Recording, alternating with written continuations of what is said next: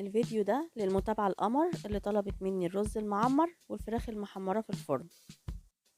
بجد يا بنات هتعملوهم بكل سهولة من غير أي تعقيدات خالص، والطعم حكاية. تعالوا بقى أقول لكم الطريقة ازاي. أول حاجة في بولة بحط فنجان زيت وفنجان خل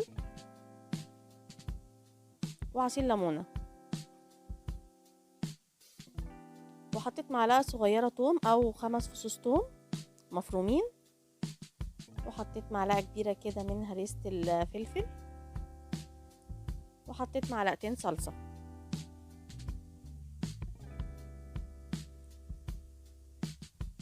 وحطيت معلقة كبيرة كده ممسوحة ملح، ومعلقة صغيرة فلفل اسود،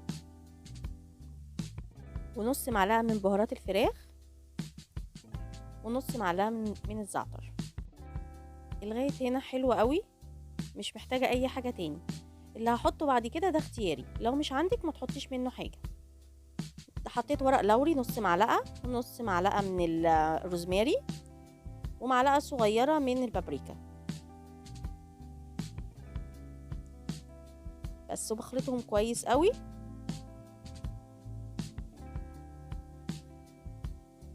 بالشكل ده.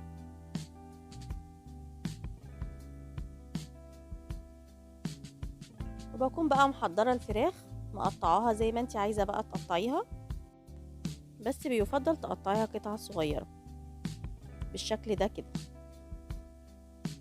بس بحط الخليط كله عليها.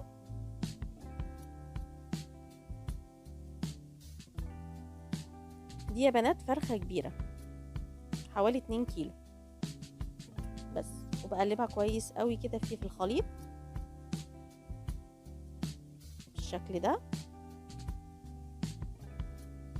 اخليها تشرب من الخليط كلها. هنا كنت مقطعة بطاطس قطع كبيرة وطماطم وفلفل وبصل، حاطة فلفل رومي على فلفل حامي، بس بنزل عليهم الفراخ وبقلب الخضار مع الفراخ عشان الخضار يشرب من التتبيلة كويس. ومهم قوي انك تكوني حطاها في صينية سمكها رفيع عشان تديكي طعم الشوي بس، ورصيتها كويس. وهنا بوريكم التقطيع عاملة ازاي. بجد يا بنات الطريقة سهلة جدا، وما نقعتش الفراخ ولا اي حاجة، واتعملت في 10 دقايق كده. تمام، ادخلها بقى الفرن، احطها على الشبكة على اعلى درجة حرارة. وتعالوا بقى نعمل طاجن الرز المعمر. ده 1.5 كوباية رز مغسولين، حطيتهم كده في الطاجن، ما تنقعهمش عشان ما يتريش منك. بتسيبي حوالي عقلتين او 3 عشان بيفور. وهحط معلقتين سمنة المفروض، بس انا حطيت معلقة سمنة ومعلقة زبدة، وحطيت معلقة كبيرة ممسوحة كده من الملح. وهو ده بس الرز المعمر، مش هيحتاج اي توابل تاني. بس انا بقى يعني لازم ادلعه شوية، فهحط رشة فلفل اسود، ونص معلقة من مرقة الدجاج، ورشة جوز الطيب. دي بقى تركات المطاعم هتخلي الطعم حكاية.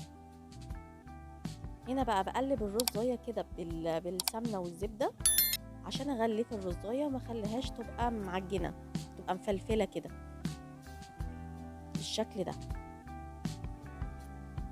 بجد يا بنات الطريقة دي حلوة جدا.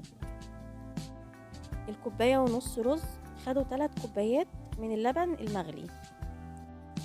الكوباية اللي هتعايري بيها الرز هي نفس الكوباية اللي تعايري بيها اللبن بس، وبتقلبيها وتشوفي ملحها تظبطيه.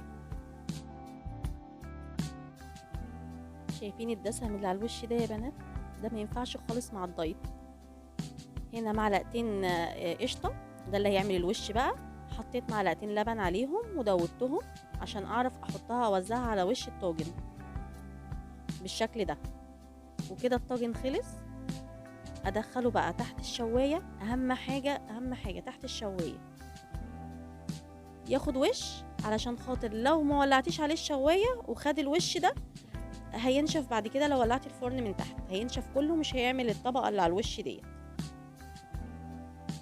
بالشكل ده. بص مراحله كده. بقى هطفي الشوايه واولع النار على الهادي خالص من تحت واسيبه نص ساعه، وبعدين اشوف الرز. وهنا قلبت الفراخ على الوش التاني عشان تتحمر من كل الجوانب بالشكل ده. شايفين طعم حكايه بجد. وده الرز بعد ما برد. انا مرضتش اصوره وهو سخن، صورته كمان لما برد. حاجه كده تحفه. شايفين طري ومفلفل ازاي؟ بألف هنا.